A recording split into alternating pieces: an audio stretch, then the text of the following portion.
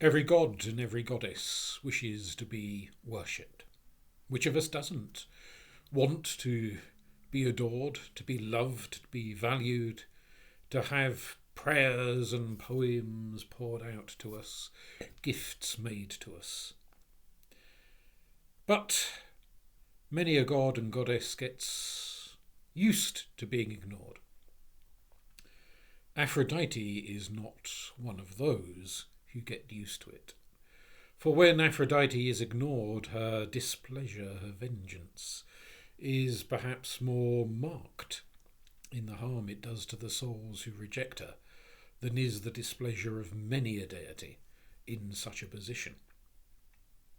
And Polyphonte, to her eternal regret, made the mistake of rejecting Aphrodite, not simply in the sense that she did not go to the temples of Aphrodite, did not cast incense upon the charcoals, did not pour wine upon her altar, did not give up prayers and devotions before the candles, but also in the sense that there was no room in the life of Polyphonte for love, for romance, for sexual desire, for passion, for any of the things which Aphrodite is embodied within.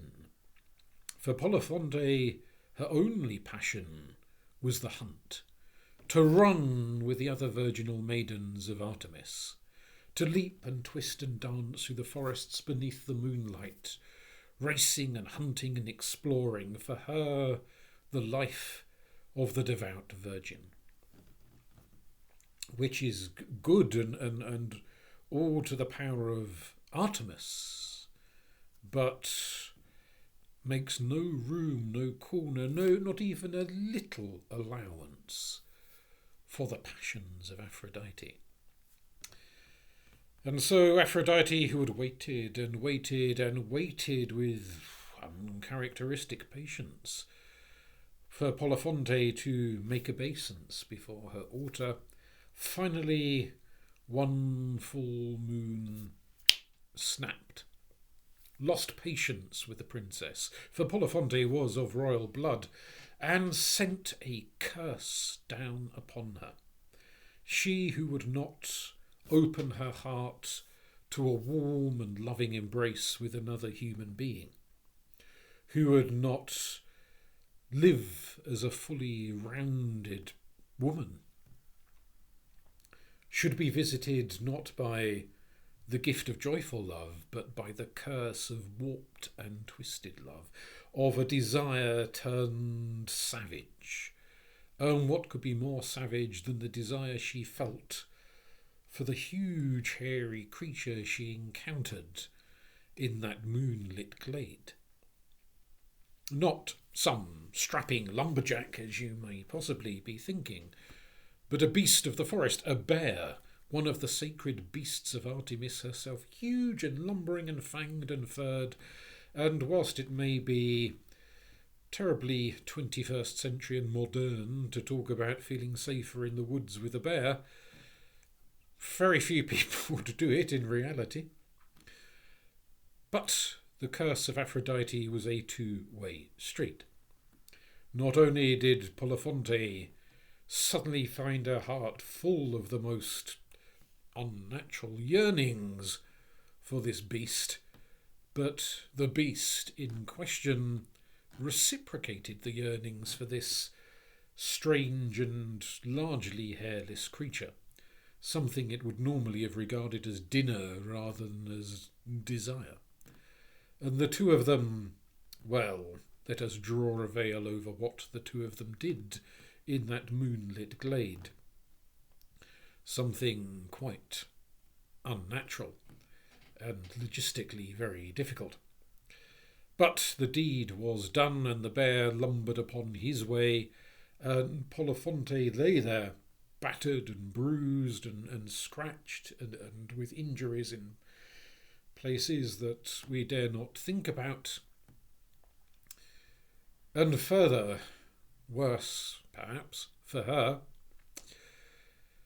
the wrath not only of Aphrodite, but the disgust and displeasure of Artemis herself, her great devoted goddess, who had seen by the light of her own moon, for she is the moonlight that falls in the forest, she had seen this coupling taking place between human and bear, her own sacred animal, and she was absolutely revolted and disgusted by the whole spectacle. Had nothing that abnormal had taken place in the woods for many a long year, not since Student Rag Week. It was beyond disgusting, beyond repellent. And Artemis summoned the owls and the bats and the foxes and the beasts of the moonlit forest to chase after Polyphonte, nipping and snapping and biting and scratching at her ankles, as the poor woman ran screaming, half mad with terror, as all of the creatures she had once regarded as friends became in a split second her enemies. And they pursued her and pursued her and pursued her out of the great woods, down and down and down towards the lights of civilization, the very city in which her parents ruled as king and queen, and which she had up till that time turned her back upon. All of its silliness and its fripperies and its nonsense, all of the vacuities that she had no time for, suddenly became the only safe haven available to her, until at last she arrived at the city gates, bedraggled, blooded, hair all over the place, dress ripped and torn, body scratched and battered and bruised. But the guards on the night shift recognised the daughter of the king and queen, and they brought her into the city, and they sent for servants and they sent for doctors, and she was taken care of. And when all of her wounds were patched and the mud and the blood wiped from her body and clean clothes put upon her back, she was brought before her estranged parents, who, distressed by the state she was in, nonetheless were rejoiced that their daughter had returned to the family fold. At least they were rejoiced for a few months, but as their daughter grew bigger and bigger and bigger, they began to wonder about the wisdom of this admission, this readmission of their daughter into their family fold. For all knew that the maidens, the priestesses of Artemis, were virgins, untouched. So how Polyphonte had become pregnant was a mystery to them, and when she was pressed upon the matter, she grew vague and would certainly not wish to admit to that grotesque midnight tryst in the woods, for the curse of Aphrodite had begun to fade from her, and she was no longer possessed with a lust for the bear, only the horrible memories scarred deep into her mind. But the moon turned 9 times, and she grew larger and larger, and in due course she gave birth not to 1 child, but to 2, to sons. Well, I say sons. They were male. They were partly human, but they were also partly bear. And not the sort of cute, cuddly teddy bear type things you might be visualising in your mind, but the savage and feral kind of bear that their mother had her pleasures with. These were sizable children, hefty children. The midwives, horrified by the state of them, wondered how on earth their mother had survived giving birth to them, but somehow she did survive. And the boys grew and grew and grew with unnaturally ravening appetites, and not just for honey, for all sorts of things. And it became apparent when they were but a few years old that their very sharp teeth in their bestial muzzles were ideally suited for snarfing down raw meat. They would set about any animal that didn't run away fast enough from them, rip it apart and chomp it down, blooded and raw. And if these appetites beset the children, they also started to beset the mother. And soon it became apparent as the children grew bigger and bigger that the three of them, sons and mother alike, had inherited the long forgotten and nameless father's appetite, not just for deer and rabbits and passing creatures of the woods, but for human flesh.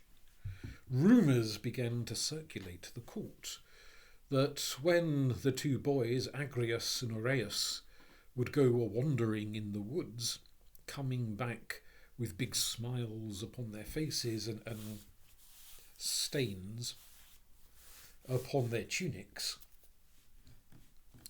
that within a day or two, and sometimes within a few hours or two, passing shepherds and travellers and foresters would find bits of people scattered in the woods and the mountains where the boys had been seen to wander. A half-chewed arm, a bitten-off foot, a few fingers here, an ear or a nose there, bits of people all over the place.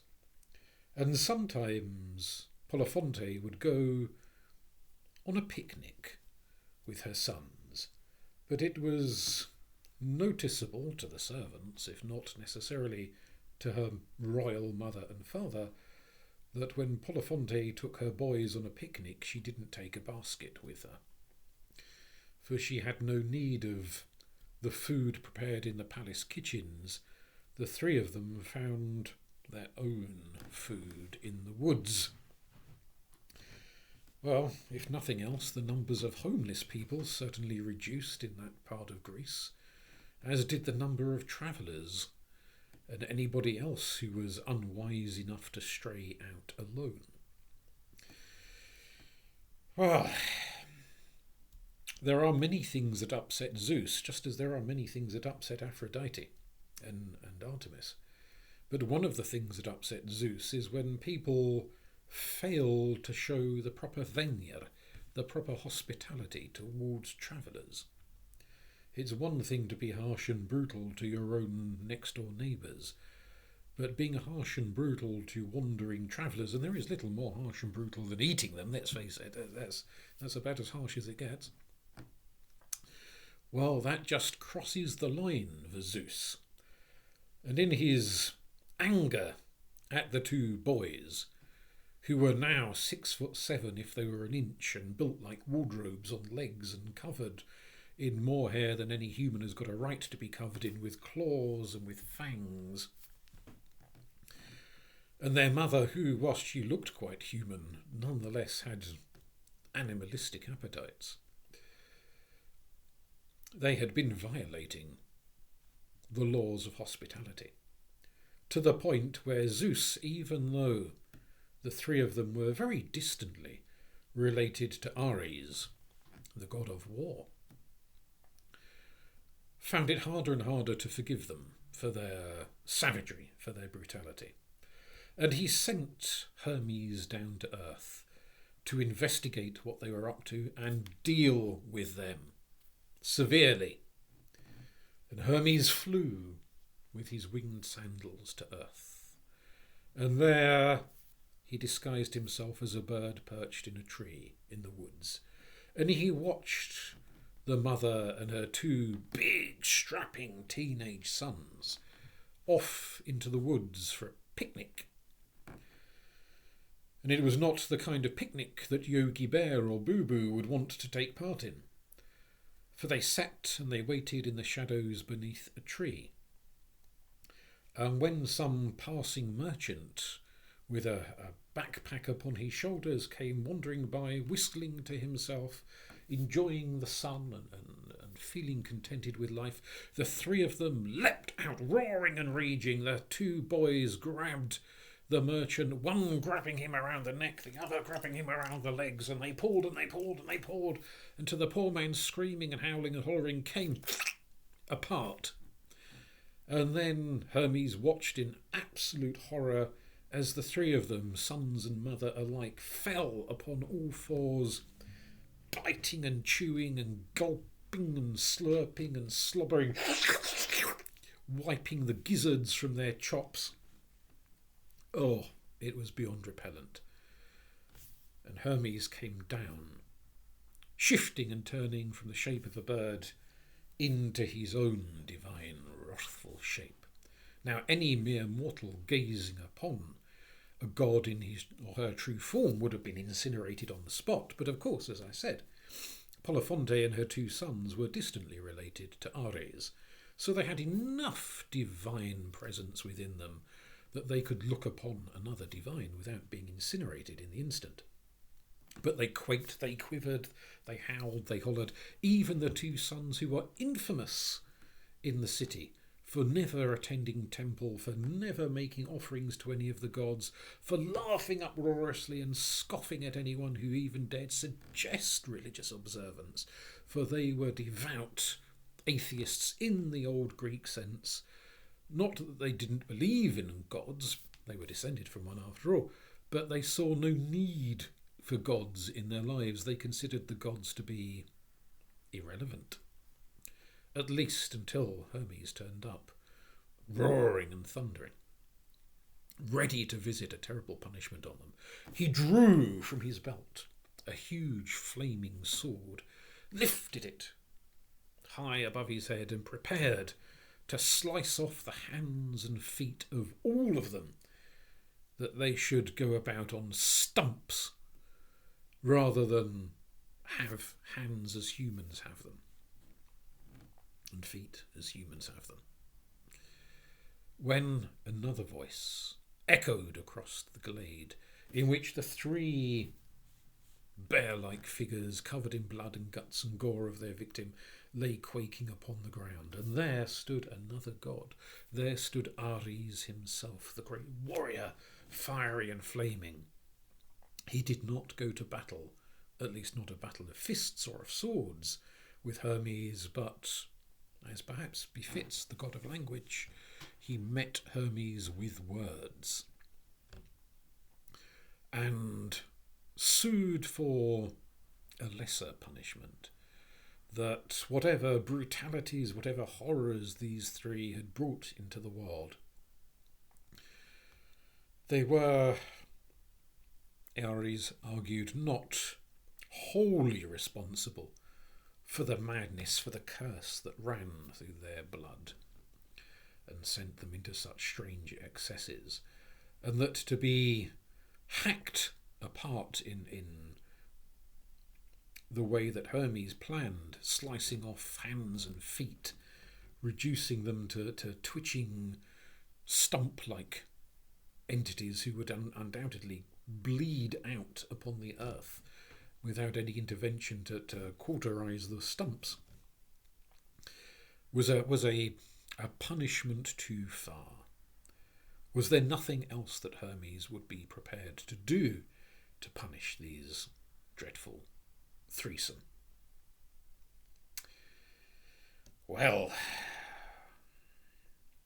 Hermes thought, and he thought, and as he thought, there came running up from the city a serving wench, actually a handmaiden of Polyphonte, who had been with the family many a long year and was used to tending to the needs of her mistress, and, at least when they were younger at any rate, tending to the needs of the two boys. And whilst she had never partaken of human flesh, she had certainly seen the stains on the clothing when they had come back from the woods, and knew perfectly well the kinds of things that they were getting up to, and had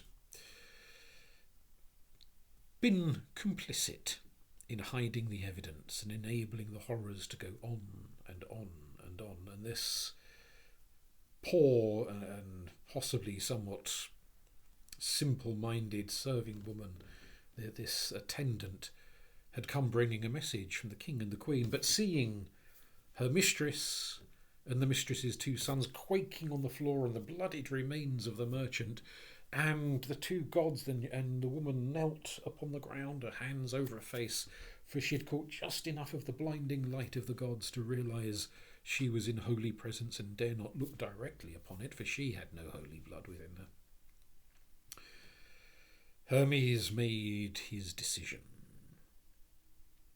One of the sons he struck with the caduceus, his wand, his staff of office, and the son turned into a vulture and flew off, to feast forevermore upon rotting meat and dead flesh.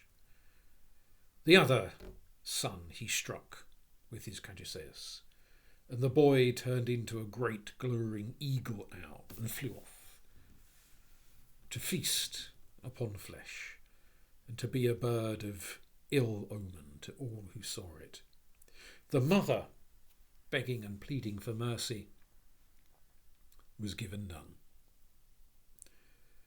The final curse that was visited upon her, he struck her with a caduceus, and she turned into the Strix owl, a creature of the night and of darkness. Never again, said Hermes, to eat or to drink, but only to haunt the night, hooting and howling as an omen of doom and gloom, feared by all living men and women. And she flew off into the night to become a creature of darkness. And although Hermes banned her from eating ever again, many have said that the Strix sups at the blood of the living like a vampire. But that is another story. And last of all, the poor attendant, the servant, who had never killed anyone, had never eaten anyone, but had been complicit. She begged and pleaded for mercy. And Hermes said there must be penance, but it would be a merciful penance. And he struck her with the caduceus, and she turned and transformed into a woodpecker, a creature that is beloved by many and looked to by many as a good omen, if perhaps one that spends too much time banging its head against hard wood, just as that servant had spent many a long year banging her head against the brick wall of trying to argue with her mistress to live a better life. And so the judgment of the gods was done, and the curse that was brought about by Polyphonte's refusal to make normal offerings before the altar of Aphrodite finally came to its end. Thank you.